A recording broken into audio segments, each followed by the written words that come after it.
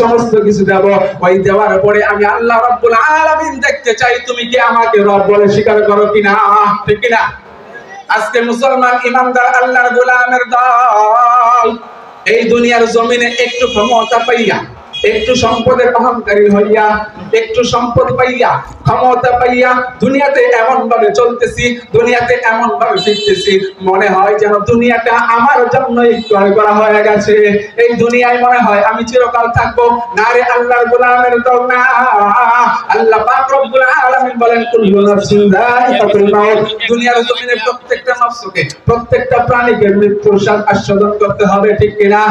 তবে মৃত্যুর পূর্বে যদি তুমি দুনিয়ার জমিন থেকে, মৃত্যুর পূর্বে যদি দুনিয়ার জমিন থেকে তুমি মৃত্যুর প্রস্তুতিটা গ্রহণ করে নাও, আর রবকে রব বলে স্বীকার করতে পারো, রবকে রব বলে স্বীকার করে তুমি যদি অটল থাকতে পারো, 2 নম্বর আমলের কথা রব্বুল আলামিন বলেন ইন্নাল্লাযীনা ক্বালু রাব্বুনাল্লাহ সুম্মা ইসতাকামু।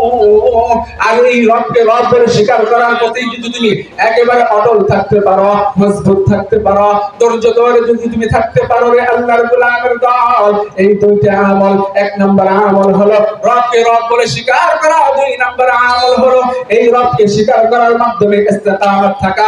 অর্থাৎ রব্বুল আলামিন আপনার আমার জন্য 5 ওয়াক্ত নামাজ ফরজ করে দিয়েছেন কিনা? কথা বলেন না কেন, ফরজ করেছেন কিনা? হে মুসলমান ইমানদার আল্লাহর গোলামের দল, এই 5 ওয়াক্ত নামাজ যদি আপনি আদায় করেন তাহলে রবকে রব বলে স্বীকার করা হবে, ঠিক কিনা? হে মুসলমান ইমানদার গোলামের আল্লাহর গোলামের দল, আল্লাহ পাক রব্বুল আলামিন আমাদের উপর রমজানের রোজা ফরজ করেছেন কিনা? এই রমজানের রোজা যদি আপনি আমি পালন করি তাহলে রবকে রব বলে স্বীকার করা হবে। আল্লাহ পাক রব্বুল আলামিন যত নেক আমল আপনাকে আমাকে করতে বলেছেন, এই প্রত্যেকটা নেক আমল যখন আমি আপনি করব, এই প্রত্যেকটা নেক আমল করার মাধ্যমে রবকে রব বলে স্বীকার করা হবে কিনা? হে মুসলমান, আল্লাহ পাক রব্বুল আলামিন যেই কাজগুলোকে ছাড়তে বলেছেন, আপনি আমি যদি ওই কাজগুলোকে ছেড়ে দেই তাহলে রবকে রব বলে স্বীকার করা হবে, ঠিক কিনা? হে মুসলমান, নেকের কাজগুলো আপনার আমার করা হবে, গুনার কাজগুলো আপনার আমার থেকে দূরে সরে যাবে। হারাম কাজগুলো, যেই হারাম কাজগুলো মালিক আপনার আমার জন্য নিষেধ করে দিয়েছেন, এই হারাম কাজগুলো যখন ছেড়ে দেব, এটাকে রবকে রব বলে স্বীকার করা হবে, ঠিক কিনা? রাসূলের আদর্শের উম্মতের দল, যদি তুমি দুনিয়ার জমিনে রবকে রব বলে স্বীকার করে যাইতে পারো, যদি তুমি এটার উপরে ইস্তিকামত থাকতে পারো, মৃত্যু হতে দেরি তোমার জন্য জান্নাত দেরি হবে না, তোমার কবরটা জান্নাত হইতে দেরি হবে না। বলেন না আল্লাহু আকবার। হে মুসলমান ইমানদার আল্লাহর গোলামের দল, নিজের জীবনটা রাসূলের সুন্নতের আদর্শের উপর সাজাতে চাই কি চাই না? আওয়াজ দিয়ে বলেন, চাই কি চাই না?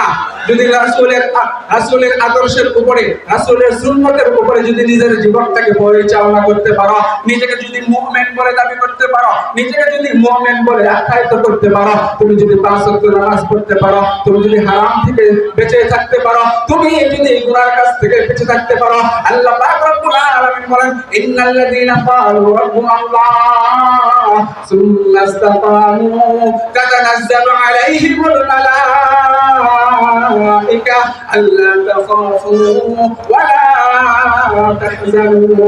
হে আল্লাহর গোলামের দল, আল্লাহ পাক রব্বুল আলামিন বলেন একজন মুমিন বান্দা যে দুনিয়ার জমিনে রবকে রব বলে স্বীকার করেছে, রব্বে কারীমের হুকুমগুলো পালন করে চলেছে, এই বান্দাটার মৃত্যুর সময় যখন চলে আসবে, যখন তার নিকট আজরাইল আলাইহিস সালাতু ওয়াস সালাম চলে আসবে, মৃত্যুর সময়টা চলে আসার পরে আল্লাহ পাক রব্বুল আলামিন বলেন ওই বান্দার ঈমানটাকে বাঁচানোর জন্য আমি আল্লাহ পাক রব্বুল আলামিন রহমতের ফেরেশতা তার নিকট পাঠিয়ে দেব, এবং তার মৃত্যুর সময় শয়তানের ওয়াসওয়াসা থেকে তাকে আমি হেফাজত করে ঈমানদার বানাইয়া এরপরে আমি মৃত্যু দিয়া দেব।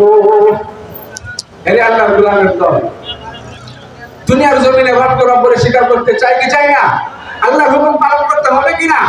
যদি দুনিয়াতে রব্বে কারীমের হুকুম পালন করে চলতে পারো, আল্লাহ পাক রব্বুল আলামিন তোমার জন্য আমার জন্য শান্তির একটা জায়গা জান্নাত বরাদ্দ করে রাখছে।